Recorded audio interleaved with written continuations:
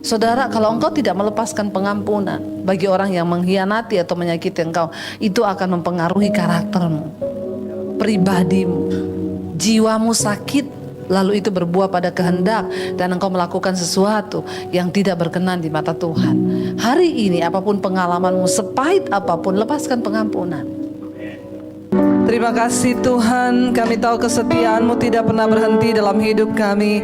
Karena itu ajar kami Bapa untuk belajar setia kepada Tuhan, karena Engkau yang sudah terlebih dahulu mengasihi kami. Dan ajar kami untuk setia mengasihi Tuhan. Apapun yang terjadi dalam hidup kami tahu Engkau tidak pernah meninggalkan kami. Terima kasih Bapa. Biar hadirat-Mu ada di tengah kami, Roh Kudus-Mu ada di tengah kami, berbicara bagi kami Tuhan. Sampaikan isi hati-Mu bagi setiap kami. Buat kami mengerti rencana dan kehendak Tuhan dalam hidup kami, supaya hidup kami terus berkenan di hadapan-Mu ya Tuhan. Kami menyerahkan seluruh hidup kami dalam tangan Tuhan. Biar waktu yang sisa kami pergunakan hanya untuk kepentingan kerajaan-Mu saja. Terima kasih Bapa, dalam nama Yesus. Yang percaya Tuhan di tengah kita, memberkati kita, katakan bersama amin. Tepuk tangan buat Tuhan Yesus. Silakan duduk. Shalom. Bagaimana kabarnya? Luar biasa. Tanpa disadari kita sudah memasuki bulan yang kedua di tahun 2020. Cepat sekali waktu ini berlalu. Dan saya percaya semakin kita tahu waktu ini cepat, kita juga akan sungguh-sungguh mempergunakan waktu-waktu di hidup kita, amin, untuk hidup bagi kepentingan kerajaan sorga. Saudara, hari ini saya beri tema firman Tuhan adalah belajar dari kegagalan. Ya, siapa di sini yang tidak pernah gagal? Ya, semua pasti pernah gagal. Namanya itu berarti saudara masih manusia. Kalau nggak pernah gagal itu namanya malaikat. Maka Anda tidak cocok ada di bumi ini. Ya, semua orang pasti pernah gagal. Satu peribahasa berkata begini, kegagalan itu adalah guru yang terbaik. Kegagalan itu adalah guru yang terbaik. Kenapa kegagalan bisa menjadi guru yang terbaik? Karena nilainya sangat mahal. Kegagalan itu mahal, harga yang harus dibayar. Tapi percayalah, di tangan Tuhan kegagalan itu bisa menjadi sesuatu yang justru membawa kita lebih bijaksana, lebih berhikmat, ya, dan bisa lebih mengerti rencana dan kehendak Tuhan. Ya, kita akan belajar saudara, kenapa di dalam Alkitab ditulis kisah-kisah kegagalan, supaya kita belajar dan jangan mengulangi. Kemarin ada satu orang bapak telepon saya, dia bilang begini, Ibu, saya nih sama istri saya hubungan kita sudah tidak harmonis. Terus saya tuh berdoa sama Tuhan, mau dibawa kemana ini rumah tangga saya. Dia tidak melayani saya lagi. Lalu saya bilang, mungkin Bapak ada salah sama istri. Ya dulu saya pernah salah sih, saya pernah selingkuh. Lah itu pasti istri juga sakit hati, kecewa. Ya Bapak berkorban lah, bayar harga untuk bagaimana istri Bapak bisa percaya lagi kepada Bapak. Ya sudah, saya sudah melakukan semua hal, tapi buktinya juga dia nggak bisa mengampuni saya. Dia tetap tidak mau melayani saya. Ya saya bilang butuh waktu. Itulah sebuah proses. Lalu dia bilang begini saudara, saya itu sudah berdoa Bu. Saya bilang, Tuhan tunjukkan kemana arah rumah tangga saya. Saya sudah capek kayak begini terus. Lalu Bu, dia bilang, tiba-tiba Tuhan kirim wanita lain. Haleluya ya. Ajaib perkasa ini saudara ya. Tuhan kirim wanita lain. Saya bilang, siapa yang kirim Pak? Tuhan Bu. Orang Kristen sekarang Tuhan dibilang setan, setan dibilang Tuhan. Saya bilang, Pak, itu bukan Tuhan yang kirim, setan yang kirim. Ya enggak Bu. Jadi saya menemukan kebahagiaan dengan wanita ini. Dia senasib sama saya, juga dicuekin suaminya. Jadi kami sehati, serasa, sepikir, sejiwa, sepenanggungan. Saya bilang sama-sama masuk neraka. Ya, saudara bisa bayangkan nih. Akhirnya saya bilang gini, Pak, nggak boleh bercerai, apalagi Bapak mau nikah lagi, nggak boleh. Lalu dia bilang sama saya gini, loh Bu, buktinya di Alkitab Salomo, Daud kok boleh. Ya, saya bilang, Pak, semua di Alkitab itu ditulis soal kegagalan mereka itu. Bapak baca nggak harga yang harus dibayar? Dari sebuah kesalahan bagaimana Daud itu melakukan persinahan dengan Betseba, lalu ada harga yang mahal yang dia harus bayar. Itu ditulis supaya kita ini belajar. Jangan diulangi kegagalan yang sama. Ya, itu diizinkan, ditulis bukan supaya saudara tiru. Oh, Salomo istrinya 1000 sama gundiknya, kalau gitu saya juga. Terus saya juga bilang, Bapak mau niru Salomo, kekayaan Bapak berapa? Benar nggak saudara? Ya, Salomo tuh kaya raya, tidak ada raja yang lebih kaya daripada Salomo dalam catatan sejarah, dan itu yang Alkitab katakan. Ya, lalu Bapak mau meniru Salomo? Hello, please saudara. Kenapa kegagalan mereka ditulis? Kita tahu bersama, karena kegagalan itu mereka juga mengalami sesuatu yang tidak enak. Hari ini kita akan belajar saudara dari kegagalan yang pertama siapa? Yudas. Yudas adalah seorang yang dekat dengan Yesus. Dia adalah murid Yesus. Setiap hari dia mendengarkan pengajaran dari Yesus. Tetapi pada akhirnya kita tahu bersama, karena uang, Yudas tergoda untuk menjual Yesus. Dan kita tahu bersama bagaimana tragisnya kisah hidup Yudas. Pada akhirnya dia sih menyesal dengan semua kegagalan yang pernah dia buat, tapi dia mengambil respon yang salah. Nah, ada beberapa hal yang kita bisa pelajari dari kisahnya Yudas ini saudara. Ya, yang pertama ya, semua orang bisa jatuh, termasuk murid Yesus, orang yang dekat dengan Yesus. Itu yang pertama yang harus kita pelajari dari kegagalan seorang Yudas. Nggak peduli siapapun saudara, entah engkau pendeta, engkau pengerja, engkau orang Kristen yang rajin beribadah, kita semua rentan terhadap yang namanya dosa. Nggak ada satupun dari kita yang kebal terhadap dosa. Makanya kalau tahu penyebabnya, jangan lagi bermain-main dengan dosa. Ada orang sukanya jatuh di got, tapi senangnya main dekat got. Ya, kalau udah tahu jatuh di got itu nggak enak, makanya jangan main dekat got. Nanti kecemplung lagi di got. Nanti kalau udah jatuh di got, siapa yang salah? Got. Ya, itu ada seorang majelis itu di Sulawesi. Istrinya ngomong, nanti kamu jangan mabok lagi ya. Saya tuh malu tiap pulang gereja mesti kamu minum mabok. Udah datang nanti orang gereja jemaat bilang, itu suamimu jatuh di got. Lalu dia bilang gini, tenang, saya sudah hafal semua got. Satu kali saudara pulang gereja, bener dia mabok sama teman-temannya, dilaporin sama istrinya, tuh suamimu udah di got lagi. Istrinya datang, saya kan udah bilang sama kamu, itu kamu jatuh di got lagi kan? Dia bilang, saya ini tahu di mana tempatnya got. Kemarin di sini ndak ada got. Siapa yang pindahin nih got ke sini? Jadi jangan suka main dekat dosa. Kalau engkau tahu engkau suka jatuh dalam dosa kenajisan, buat anak-anak muda di sini, ya, dosa percabulan, masturbasi, onani, itu adalah dosa. Kalau engkau tahu engkau suka jatuh, jangan lihat film porno. Amin. Yang muda-muda, hello, ya, nanti lihat yang begituan jatuh lagi, jatuh lagi. Ayo belajar dari pengalaman. Oh, saya itu kadang jatuh gini gara-gara begini-begini. Oh, saya nggak mau, dalam nama Yesus aku mau berjuang. Tidak ada satu orang pun yang kebal terhadap dosa, mau pendeta, mau siapapun. Makanya dulu ada seorang worship leader, dia bilang dia dijebak tuh minum di Kemang sampai mabok. Waktu mabok difoto sama temennya, lalu dikirim di Facebook, ya.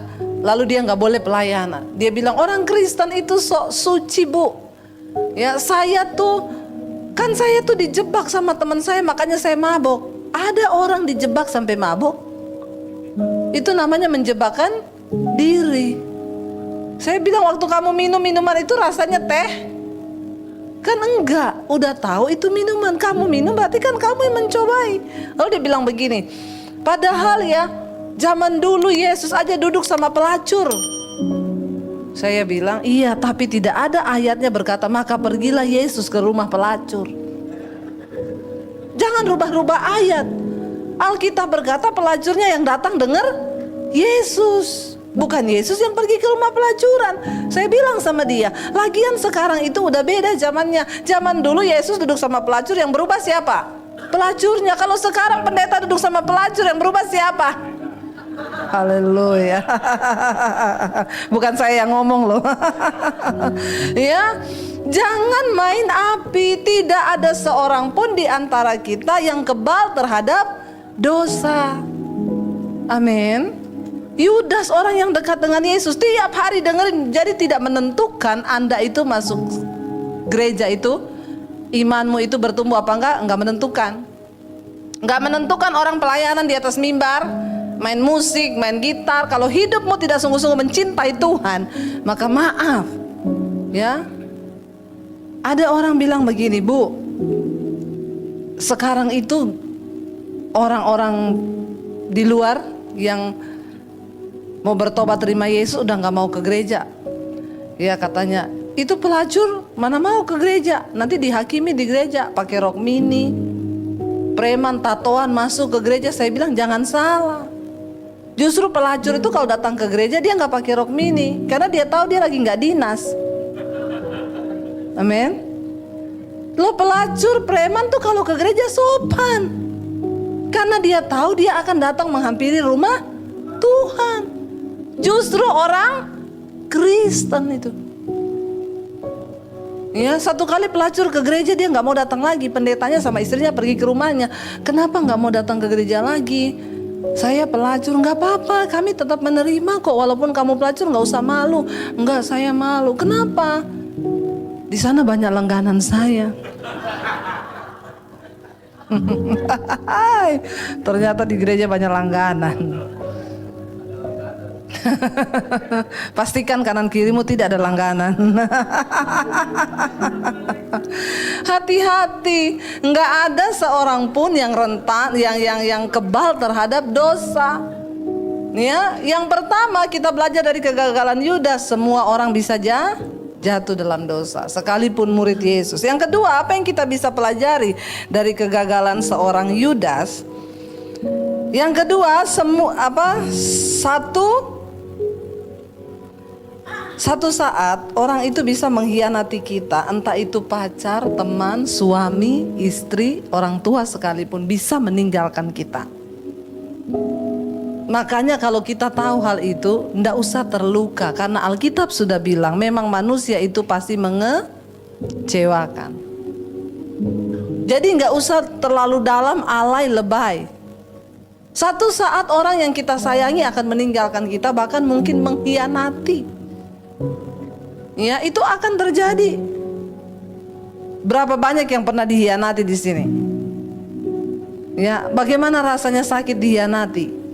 Sakit oleh sahabat, oleh teman, itu tidak mudah. Tapi kita harus belajar bahwa Yesus mengajarkan kepada kita, berkatilah orang yang menyakiti kita. Dari orang-orang seperti ini kita bisa belajar untuk melakukan firman Tuhan. Saya berdoa supaya kita semua di sini belajar, ya, apapun yang kita alami, ya, buat yang muda-muda di sini di tempat ini, jangan pernah engkau bersandar kepada orang lain, termasuk orang tua. Beberapa waktu yang lalu saya baru baca lagi kemarin kisah di Bandung, ada seorang ibu yang meninggal.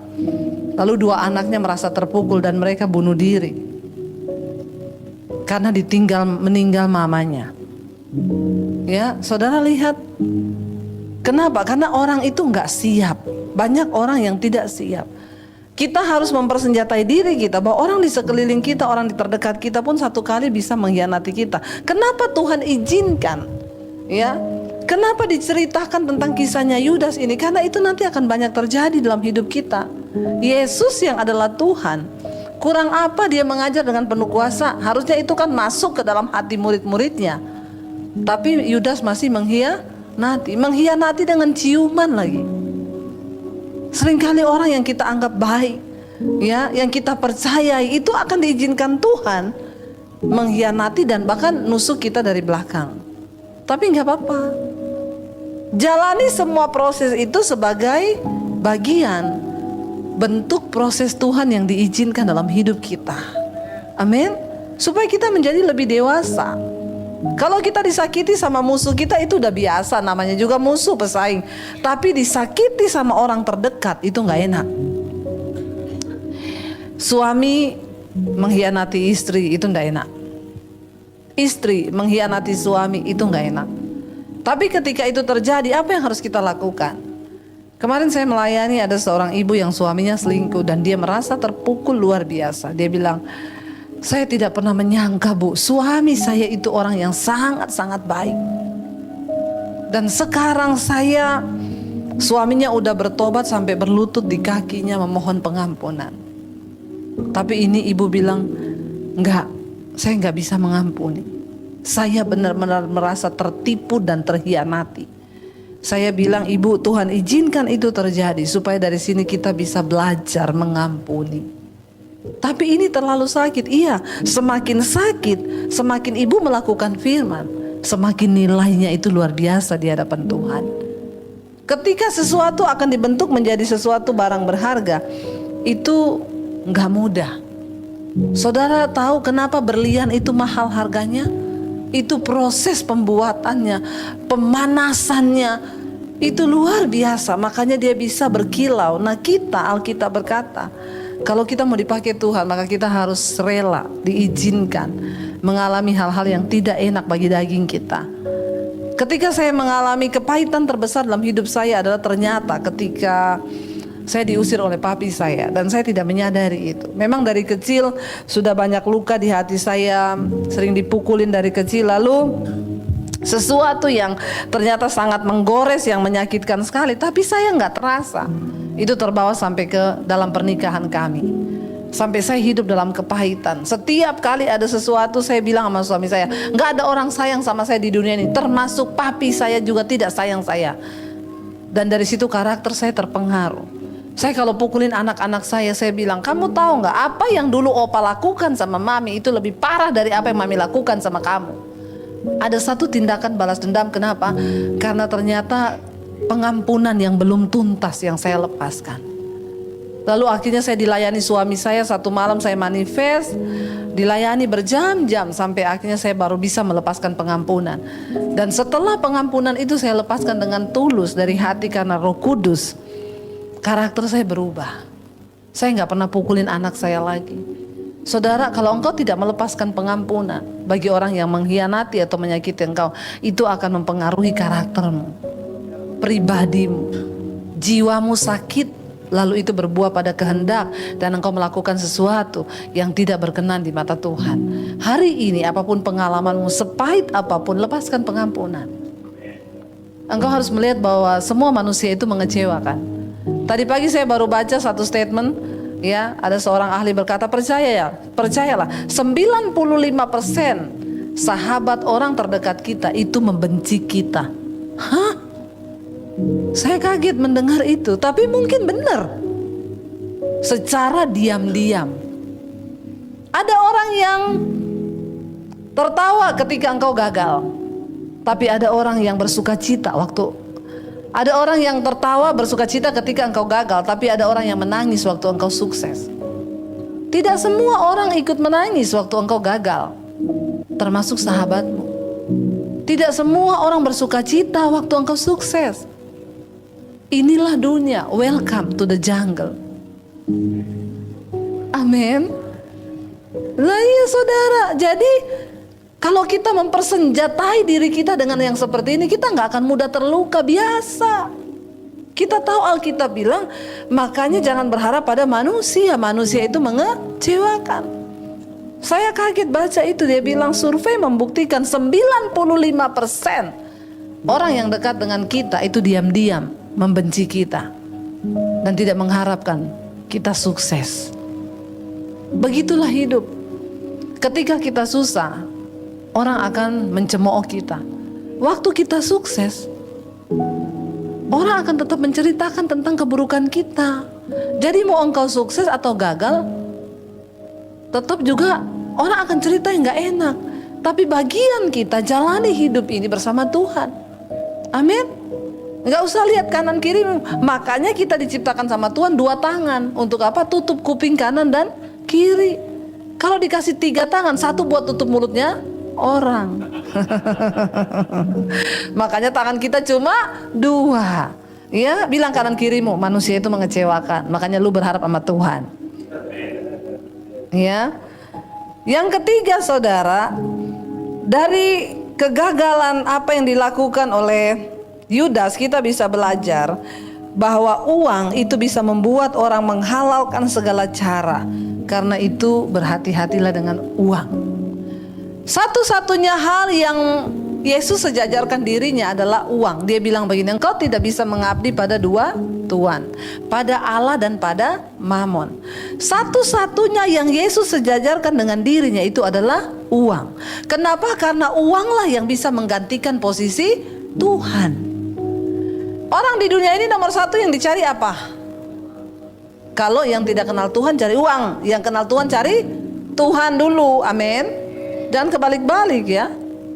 Orang yang kenal Tuhan nomor 1 di hidup ini dia cari Tuhan. Tapi yang kedua yang orang cari adalah uang. Karena memang segalanya tidak bisa dibeli dengan uang, tapi segalanya butuh uang. Uang tidak dibawa mati, tapi nggak ada uang bawaannya mati ya. Kenapa Yesus mensejajarkan dirinya dengan uang, saudara?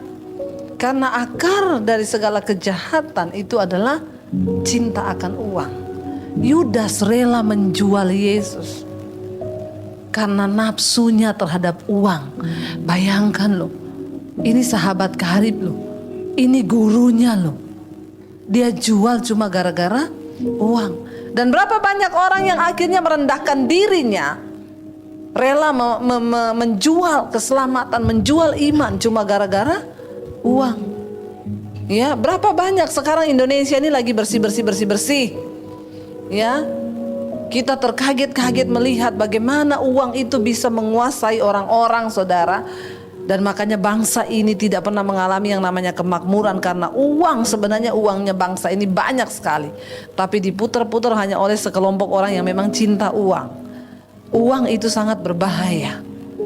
Segalanya butuh uang, tapi tidak semua bisa dibeli dengan uang. Saya suka dengan Pengkhotbah pasal yang ketiga. Dia bilang begini, aku telah melihat sebuah kesia-siaan di bawah matahari ini. Pekerjaan yang diberikan Tuhan kepada anak-anak manusia itu hanya untuk melelahkan diri. Karena semakin banyak orang memiliki harta, semakin banyak pula yang menghabiskannya. Saya retret di puncak, pinjam villa. Saya tanya sama penjaga villanya, Pak, yang punya villa sering datang ke sini enggak? Enggak pernah, Bu. Jadi yang tinggal di villa ini siapa? Saya dan keluarga. Anaknya datang langsung lompat ke kolam renang berenang. Bapaknya yang penjaga villa duduk di samping kolam menikmati secangkir kopi. Mamanya goreng pisang di belakang. Sesekali dia datang bawa pisang goreng, mereka bercengkrama di samping kolam. Betapa bahagia keluarga ini. Saya bilang, Pak, jadi kalau ada perbaikan, ada yang rusak, saya tinggal SMS yang punya villa. Plafon rusak, Pak, saya udah tanya tukang biayanya berapa, 3 juta, oke, saya transfer. Listrik habis, Pak, berapa? Sekian, oke, saya transfer. Saya bilang sama bapak penjaga villa, selamat, Pak. Kenapa? Bapak lebih dari pemenang. Amin gak? Gak pernah mikir bayar cicilan villa.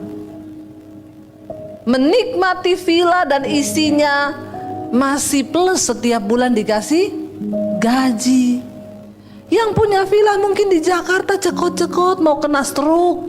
Kenapa? Mikir cicilan. Jadi siapa yang lebih menikmati hidup? Kenapa engkau gak boleh cinta uang? Karena Alkitab bilang banyak orang diberi karunia untuk bisa mendapat kekayaan, tapi tidak semua dikasih anugerah untuk bisa menikmatinya. Amin. Jadi hidup ini bukan soal banyak atau sedikit yang engkau dapat, tapi apakah engkau mensyukuri untuk bisa menikmati jerih lelahmu di dunia ini. Kata Pengkhotbah pasal 3, itu pun juga adalah anugerah Tuhan. Jadi gak semua orang bisa nikmati apa yang dia dapat. Bukan soal banyak, tapi manusia karena cinta uang dia tertipu, saudara. Walaupun hanya sedikit, ketika engkau dikasih anugerah oleh Tuhan, engkau bisa menikmati dan mensyukuri itu. Yang muda-muda di sini ingat ya. Anak saya bilang begini, "Mami, nilaiku dikasih jelek sama guruku." Karena anak saya sekolah di negeri, satu kelas, cuma dia yang Kristen. Saya bilang, "Gak apa-apa nak. Padahal aku udah ngumpulin tugas, nilaiku jelek." "Gak apa-apa." Kenapa saya bilang gak apa-apa? Saya bilang sama anak saya, masa depan dan kesuksesanmu tidak ditentukan oleh nilai di raportmu. Jangan langsung, yes, berarti walaupun merah gak belajar. Ya, itu lain cerita. Harus belajar.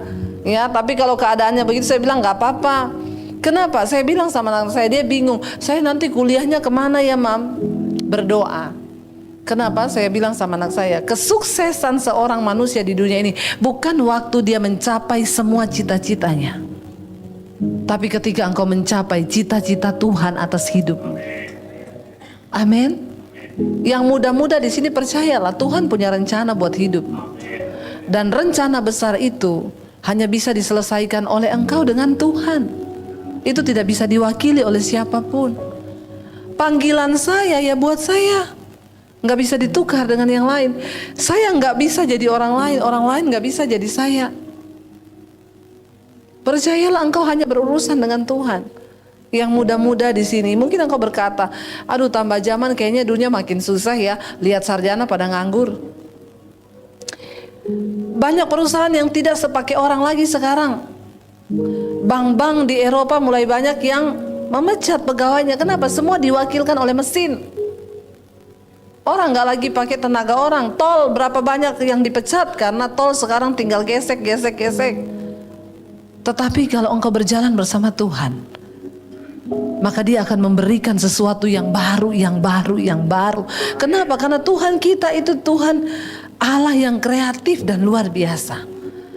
Saya beberapa waktu yang lalu itu di hati saya terus Tuhan itu mendengungkan, ambil alih dunia media, pakai untuk pekabaran Injil. Saya tuh bingung, saudara, tadinya maksudnya apa sih? Kalau dunia media itu berarti TV, radio, apa gitu.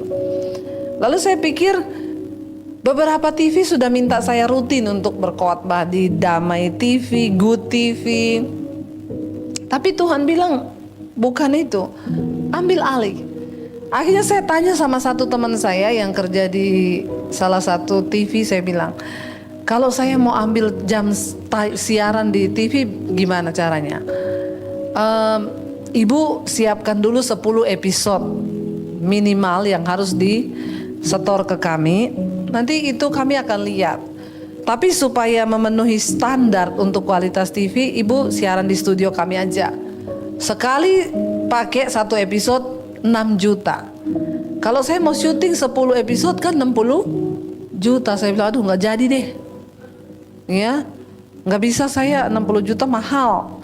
Akhirnya nggak jadi. Saya pikir sudahlah, tapi Tuhan itu terus taruh di hati saya, ambil alih dunia media. Waktu engkau tanggap dengan apa yang Tuhan mau kasih itu, saya terus bawa dalam doa, dan itu saya terus dengungkan, dan saya mencari maksud Tuhan tuh apa.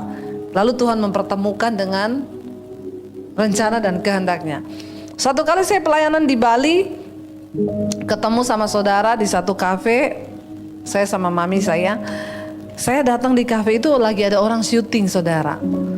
Saya tanya, produsernya duduk di samping meja saya, "Pak, ini lagi buat apa ya?" Dia bilang, "Ini buat siaran TV, Bu." "Oh, di channel apa?"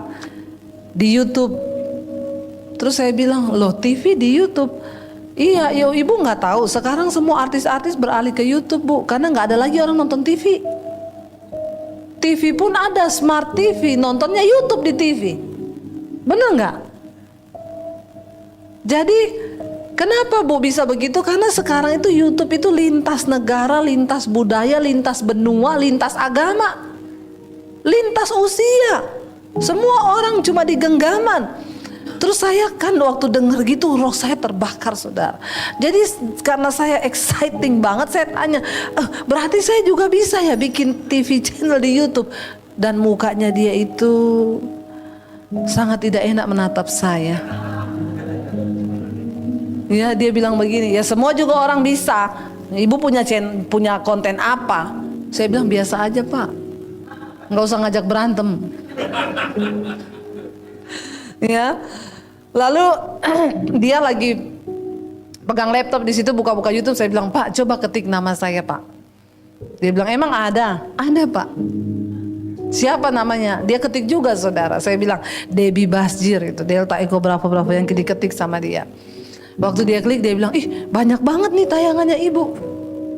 Ih ini ada yang nonton sampai 200.000 loh Bu. Terus saya gini. Ya, jadi saya balik tanya, jadi bagaimana Pak? Kira-kira bisa saya bikin? Dia bilang, ih bisa banget Bu, ibu udah punya nama di YouTube, berarti orang udah cari ibu.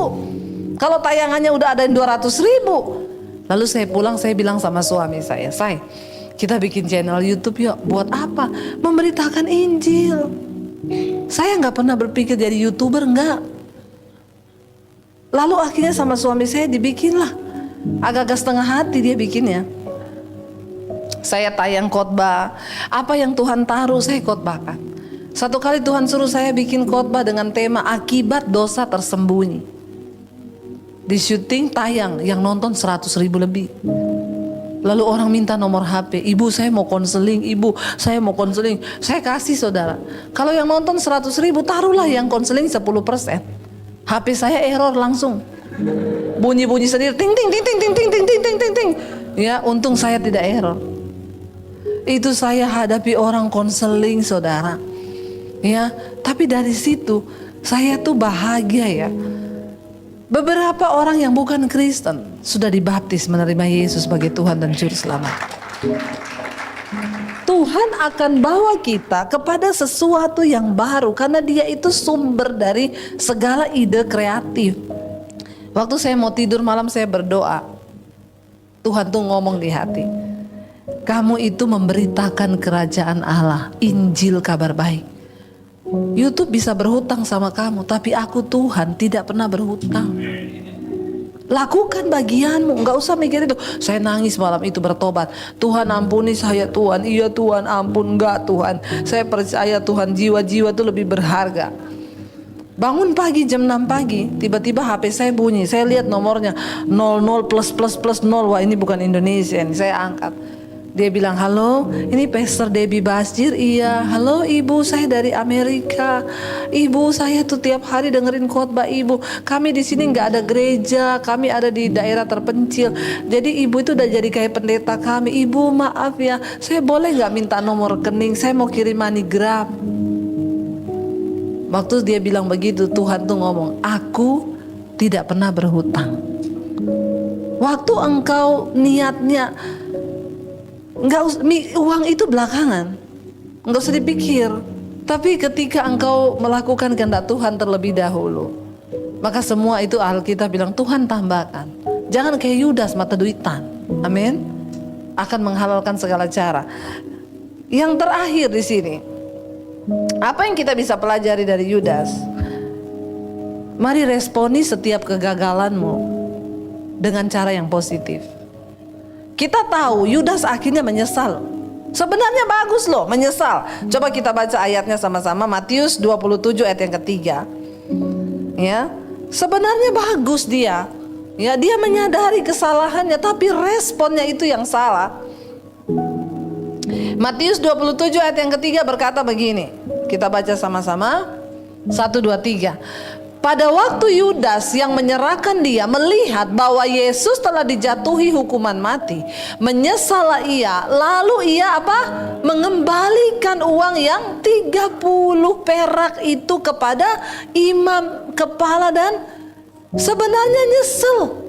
Tadinya mungkin dia berpikir Yesus gak bakalan sampai dibunuh sampai mati. Dia cuma mikir uangnya lumayan nih, dapat uang berapa di situ? 30 perak. Tapi waktu dia kaget ternyata Yesus dijatuhi hukuman mati, Alkitab berkata Yudas menyesal. Setiap kegagalan yang kita buat, lupakan, bertobat, menyesal atas kegagalan itu. Tapi ingat, setelah engkau menyesal, berespon dengan benar. Lalu ayat yang berikutnya berkata apa? Ayat yang keempat. Kita lanjut ayat yang keempat. Dan berkata, aku telah berdosa karena menyerahkan darah orang yang tak bersalah. Tetapi jawab mereka, apa urusan kami dengan itu? Itu urusanmu sendiri. Ayat 5. Maka ia pun melemparkan uang perak itu ke dalam bait suci, lalu pergi dari situ dan menggantung diri. Semua kegagalan, kesalahan yang terjadi itu tandanya kita ini masih manusia. Alkitab berkata ketika engkau datang mengakui dosa, maka Tuhan mengampuni. Tidak ada dosa yang terlalu merah yang tidak bisa diampuni oleh Tuhan. Ketika sikap hatimu mau sungguh-sungguh bertobat. Tapi setelah itu, ayo bertobat lalu bangkit. Kemarin seorang ibu telepon saya, Bu Debbie, saya nonton khotbah ibu yang judulnya akibat dosa tersembunyi. Ibu, saya ini seorang pengerja di gereja. Semua orang memandang saya kudus dan baik, tapi tidak ada yang tahu, Bu, saya ini kotor. Kenapa, Bu? Saya selingkuh sama mantan saya. Ibu kota boleh pindah ke Kalimantan, tapi lu jangan beralih ke hati mantan.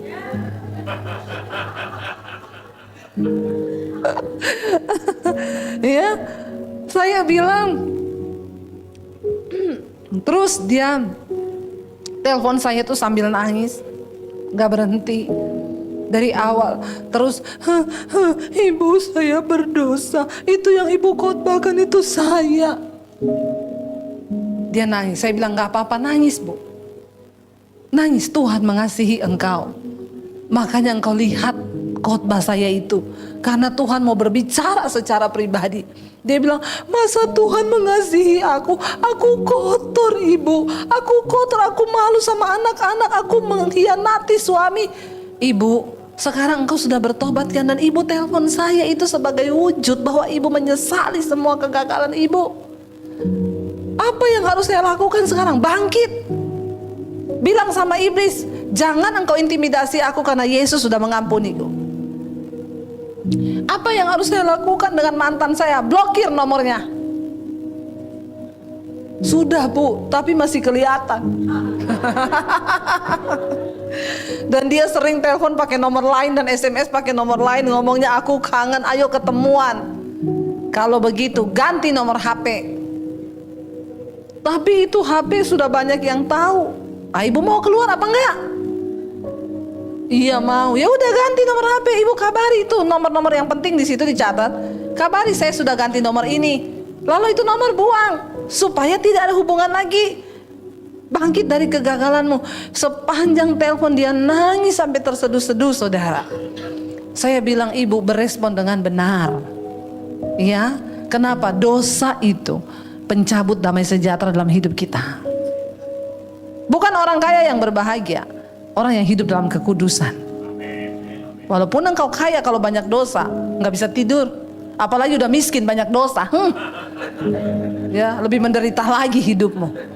Walaupun kita nggak punya duit, makan nasi sama sambal, asal hidup dalam kekudusan, ayem hati tentrem. Kok nggak amin? Belum mengalami makan nasi sama sambal, ya? Benar saudara, bukan orang kaya yang berbahagia, tapi orang yang hidup dalam perkenanan Tuhan. Alkitab berkata akhirnya Yudas nyesel dia buang uang itu. Coba kalau dari awal gak usah ambil uang. Tapi Yesus gak mati. Tapi saudara, kita melihat di sini ya. Ayo kita belajar. Semua kegagalan di Alkitab ditulis supaya mendatangkan hikmat bagi kita yang membacanya. Yudas datang bawa uang 30 perak itu. Lalu akhirnya dia lempar. Ya. Dia bilang ini adalah uang hasil uang aku menyerahkan darah orang yang tidak bersalah. Ayat yang ke-5 dan ke-6 kita baca yang terakhir. Di sana dikatakan begini saudara. Ya, setelah dia melakukan segalanya dia menggantung diri. Tadi Matius 27 ayat yang ke-5 dan ke-6 sekarang. Maka imam-imam kepala mengambil uang, maka jangan mempermainkan saya. Ayatnya berganti-ganti ya. Ayat 5, maka ia pun melemparkan uang perak itu ke dalam bait suci, lalu pergi dari situ dan menggantung diri. Ayat yang ke-6 yang terakhir baca, imam-imam kepala mengambil uang perak itu dan berkata, tidak diperbolehkan memasukkan uang ini ke dalam peti persembahan, sebab ini uang darah. Jahatnya uang dan jahatnya hati orang yang cinta akan uang berujung pada kematian dan bunuh diri. Mari kita berespon dengan benar terhadap segala kegagalan kita. Engkau bisa jatuh tapi bangkit lagi. Tuhan gak pernah menghitung berapa banyak kali engkau jatuh, tapi dia selalu tunggu kapan engkau mau bangkit kembali untuk hidup dalam kekudusan. Anak-anak muda sekarang itu apa-apa dikit bunuh diri. Ya, soalnya kebanyakan nonton film. Ya, kemarin tuh di Solo, saya pulang ke Solo, anaknya kakak ipar saya, temennya kakak ipar saya itu anaknya gantung diri. Perempuan, kenapa? Skripsinya ditolak 2 kali sama dosen. Hello, skripsi ditolak, dunia belum berakhir, amin. Ada yang bunuh diri, kenapa? Cinta ditolak. Aduh, saudara, please deh. Ya cuma gara-gara cinta, gara-gara skripsi. Emang dunia itu selebar daun kelor? Coba buka cara pandangmu. Makanya ini yang muda-muda ini saya mau bilang ya, engkau itu banyak berdoa, banyak berubah hidupmu. Karena anak-anak muda sekarang itu kebanyakan lihat HP terus di rumah. Bertobat. Amin. Nih ya. Yang muda-muda ini jangan terikat dengan HP, main game terus. Mau jadi apa ke depan ini? Memang anak generasi kita ini perlu kita doakan. Anak muda sekarang bedanya sama kita dulu ya. Kita dulu itu pulang sekolah masih main yang berlari-larian. Sekarang anak muda sekarang olahraganya cuma jempol. Iya apa iya? Olahraganya HP tok begini-begini. Dulu kita masih main ini, main itu, main congklak, main apa ya? Yang pertama, kita tuh dulu sosialisasinya bagus. Anak sekarang pulang langsung di kamar, nggak keluar rumah lagi, nggak ngeliat mama papanya. Begini semua di dalam kamar. Ya hati-hati loh. Yang kedua, sekarang itu makanannya gila-gilaan. Kita zaman dulu belum ada itu boba-boba. Kan ini yang tertawa-tertawa, ini yang tiap hari pesen pakai GoFood. Ya, kita zaman dulu mana ada minuman kayak begituan. Minumannya kita dulu yang sehat-sehat, belum ada yang kayak begitu-begitu. Ini zaman sekarang makanannya, jadi ke depan itu generasi itu banyak yang kena diabetes loh di usia muda. Saya kaget, anak saya bilang gini, "Mam, teman saya masuk rumah sakit, kenapa diabetes?" Hah? Kelas 6 SD. Kena diabetes kelas 6 SD. Iya, orang tiap hari makannya boba 3 kali sehari. Udah kayak makan nasi tuh. Ya, kita zaman dulu belajar kelompok di mana? Di rumah. Cemilannya apa? Pisang goreng, singkong goreng, goreng sendiri. Anak sekarang, anak saya, "Mam, mau belajar kelompok di mana?" Kafe. Sambil ngopi. Gondok nggak? Kita dulu belajar, saya bilang enak banget, Ji. Iya, emang teman-temanku udah pada ngumpul tuh di kafe. Beneran belajar? Iya, beneran belajar. Anak sekarang itu, jadi saya mau bilang sama anak muda-muda sekarang ya, rubah loh cara hidupmu. Karena ke depan ini bener, generasi ke depan itu ya aduh. Apalagi guru mereka sekarang Google. Kalau dibilangin kamu jangan pacaran dengan yang tidak seiman, kenapa? Dia cari di Google. Pacaran dengan yang tidak seiman. Google bilang boleh, yang penting sehati, serasa, sejiwa. Tidak apa-apa. Lalu dia bilang sama mamanya, "Saya udah cari di Google, nggak apa-apa kok, Mah." Hati-hati loh. Anak saya tuh Pagi-pagi bangun, Mam, aku tadi malam tengah malam gak bisa tidur. Kenapa? Sakit mah, sakit lambungku. Kamu kenapa gak bangunin Mami? Aku udah cari di Google kok. Maksudnya aku langsung buka Google, Mam, cara mengatasi sakit lambung. Terus di situ ditulis minum air gula, air hangat. Saya ke dapur bikin air gula, air hangat, saya minum, terus udah agak enakan. Terus kamu nggak berdoa? Ya berdoa. Ya, hati-hati sekarang. Generasi sekarang ini kita berdoa. Mari berespon dengan benar terhadap setiap kegagalan. Kegagalan itu wajar terjadi, tapi jangan hidup di dalam kegagalan itu. Hari ini engkau yang sedang jatuh, bangkit, ya, dan lihat rencana Tuhan yang besar atas hidupmu. Amin. Yuk kita bangkit berdiri bersama. Terima kasih Bapa buat sore hari ini. Kami tahu kami punya Tuhan yang hebat. Kami punya Tuhan yang luar biasa. Tuhan yang tidak pernah meninggalkan kami. Bahkan apapun hari ini kegagalan kami, Tuhan, kami tahu tangan-Mu yang setia menopang kami, mengangkat kami, Tuhan. Kami berdoa, hamba berdoa secara khusus buat anak-anak muda yang ada di tempat ini. Engkau yang menguasai masa depan mereka, Tuhan yang pegang kendali. Mereka adalah orang-orang yang luar biasa di tangan-Mu Bapa. Bahkan apa yang tidak mungkin bagi Tuhan itu bisa menjadi mungkin. Waktu kami mau melakukan firman-Mu, waktu kami mau menghidupi firman-Mu Tuhan, kami mau belajar percaya bahwa Engkau Tuhan yang tidak pernah meninggalkan. Bahkan Engkau mempersiapkan rencana yang besar atas kehidupan semua anak-anak muda di tempat ini. Terima kasih Bapa, materaikan firman-Mu dalam hidup kami. Segala pujian, hormat, kemuliaan hanya bagi Engkau. Dalam nama Yesus yang percaya diberkati Tuhan, katakan bersama.